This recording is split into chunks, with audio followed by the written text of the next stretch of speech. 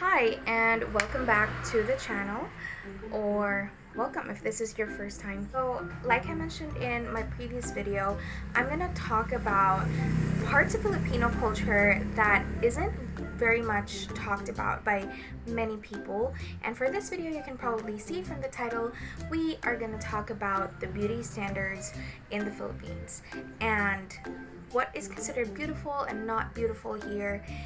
It might be very different from where you live, or you can probably see some similarities. Let's start. I've never heard anyone else talk about before is the fact that Filipinos like redness on the face specifically.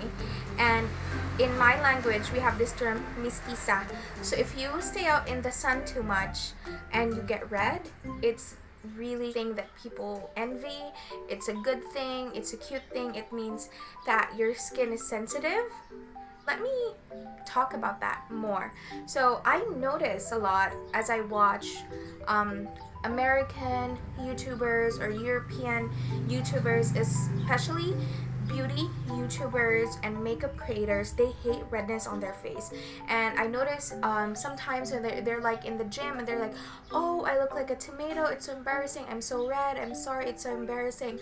But in the Philippines, it's actually a really good thing, and people like looking red, and they go through so many things to make their skin more red, and like not just like having blush here on the cheek, but like red in the face and red here in your chest, and like being red from sunburn is a very desirable thing. So what that means if you have mestiza skin is that you would get red from laughing too hard, from exercising, from being in the sun, because natural Filipino skin doesn't really get red. If you get sunburnt, you actually get brown or like maroon.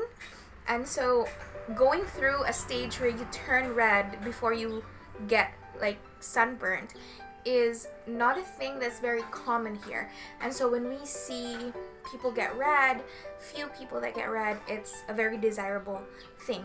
And when a baby, for example, is like very pink, oh my god, like that is absolute like desirable factor. Going to the other topic, wherein skin sensitivity is viewed as like being rich, being upper class.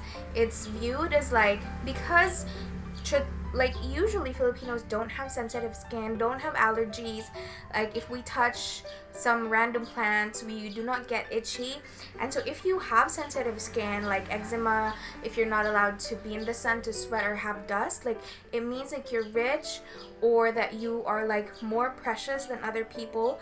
When other people's skin are so like durable, I don't know if durable is the right word, but like not sensitive, then that means like you're poor, you're probably used to like being dirty all the time. And so being sensitive and having allergies is a desirable thing, wherein I think in Western culture it's viewed as like very weak. It's viewed as like almost like nerdy or something like that. But in the Philippines, it's really desirable. Having allergies, sensitive skin, and your skin turning red from little things like being embarrassed or walking or exercising or from the sun, it's all good things, because normally we don't do that. And as you can probably see in all the beauty trends in the world, what's unachievable and what's not normal in that area, in your genetics, in your country, it becomes desirable.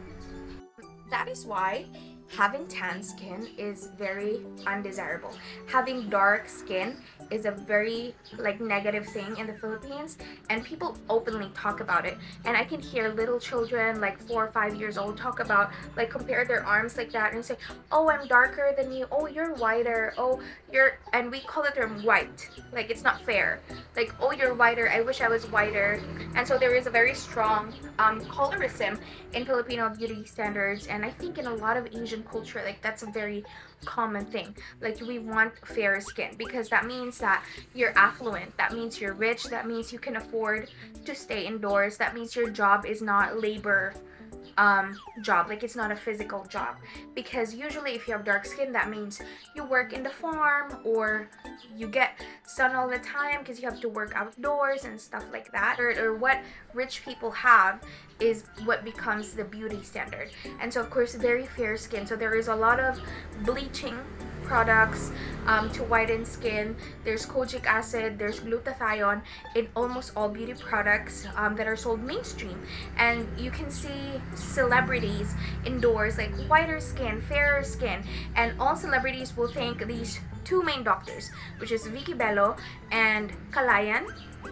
And these are two main cosmetic doctors that are very rich and very popular in the Philippines, and celebrities will often thank them. And celebrities are very open about getting skin bleaching and taking glutathione injections. It's a very open thing, although not a lot of people can afford it, of course, because Philippines is a majority like poor country and a lot of people are poor. But yeah, it's a very common procedure that a lot of upper middle class and upper class people get to lighten their skin. And I would say most of upper class people, celebrities, are fair skin.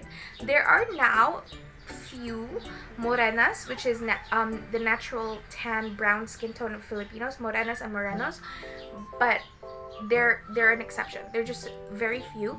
Most of the celebrities have very fair skin, or even they start with having tan skin or morena or moreno skin, but then after they've been in the industry for a long time, you will notice their skin get fairer and fairer. We do not shave our body hair, but Filipinos are not actually very hairy, although we are still a little bit hairy, but we don't shave our legs, we don't shave our arms. And for women though, we need to shave our armpits. Like armpits hair is considered like not good kind of hair, but arm hair and leg hair is absolutely fine. Now if you watch the viral clip of 90 Day Fiancé, your legs were kind of like mine. They were hairy.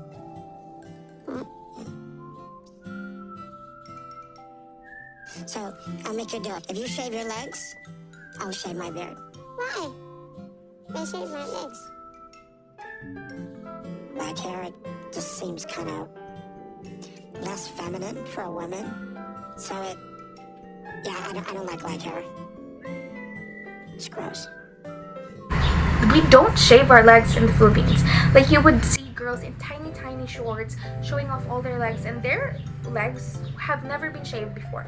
Like I have never shaved my legs ever before since I was born, and a lot of my friends have never shaved their legs. My mother has never shaved her legs. My grandma, all the women in my family have never shaved their legs. It's a thing. We do not touch our leg hair, although we do pluck our brows, but I don't. Yeah, so shaving is not a thing, although armpit hair is also taboo. So women don't have or shouldn't have armpit hair, but you know, I don't agree with that, but that is the beauty standard. And the next beauty standard, which may be surprising to people from other countries, but Filipinos don't wear makeup. It's not a feminist thing, it's just we don't wear makeup. It's not a thing here. Now, of course, with the rise of the internet and modernization, a lot of people have started getting into makeup, but it's just starting, and it's not weird for you at all to have no makeup and work a high-paying salary, a corporate job, to be a teacher, to work in any kind of industry. Like as long as you look clean, there is a very standard of looking clean and looking hygienic, but it's not the same as being beautiful. It's not the same as being snatched, right? Our beauty standard is looking clean, looking natural, and looking fresh. I feel like in other countries it's important to be glamorous, to be beautiful, like you're high maintenance and you're being maintained. Whereas here it's not. So yeah, makeup is not a thing. Also, another reason why I think makeup is not a thing is because the weather here is hot. It's very hot. And so if you were to wear makeup, it's just gonna melt off your face. I can see these beauty gurus like with a full coverage foundation and then concealer and then powder.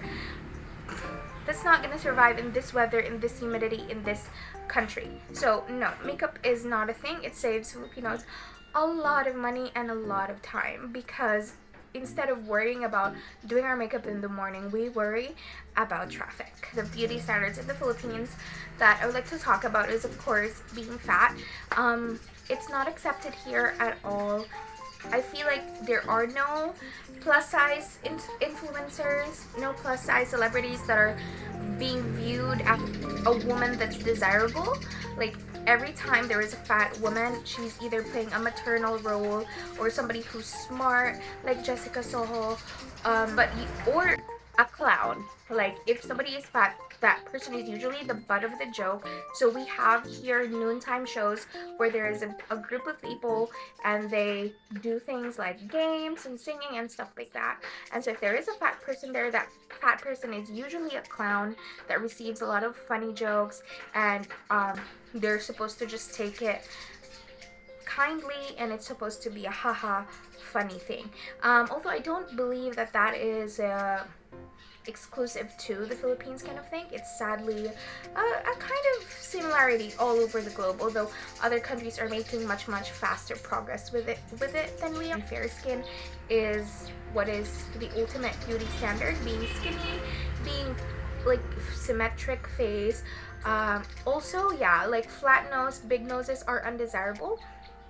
We always chase after like the tall nose, the skinny nose that is more of a Western nose than our natural like flat nose.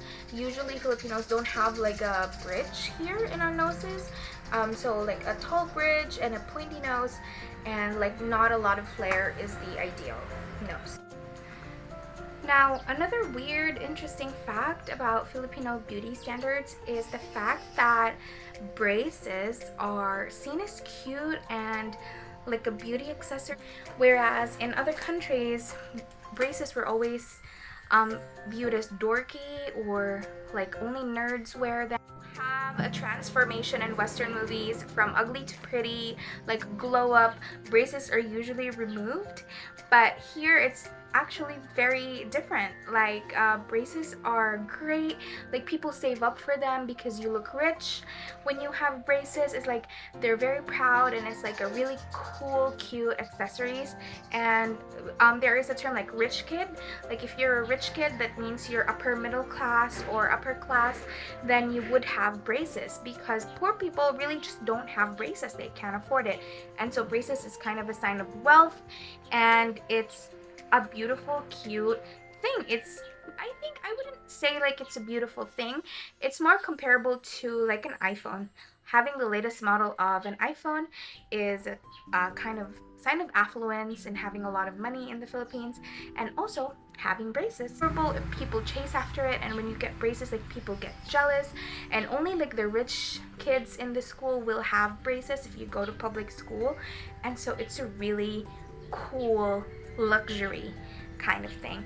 And in the same sense, glasses, like wearing glasses, are cute and pretty, and even people who don't have bad eyesight will wear glasses as like an added level of luxury to their entire look. And so like people will, oh, like that girl who had glasses, because again, if you were poor in the Philippines, even if you had the worst eyesight, your parents would not be able to afford glasses for you. Here, yeah, having glasses, it's a cute thing, it's a rich thing. I think those are all of the things, weird things about Filipino beauty standards. What's beautiful, what's cool, what's in, what's luxury in the Hi, this is Editing Lois here. I just wanted to add, so if you're in your country and you have glasses, you have braces, you have fair skin, you have eczema that flares up, you have hairy legs, come to the Philippines. You will be the most beautiful girl or boy here. So I hope you liked this video about Filipino beauty standards. If you have any questions, please feel free to comment down below. If there are any beauty standards that I didn't get to talk about, please share them so that we can talk about them. The next video I'm gonna do is on Filipino gay culture, so if you would like to see that, subscribe and give this video a like if you liked it. Thank you! Bye.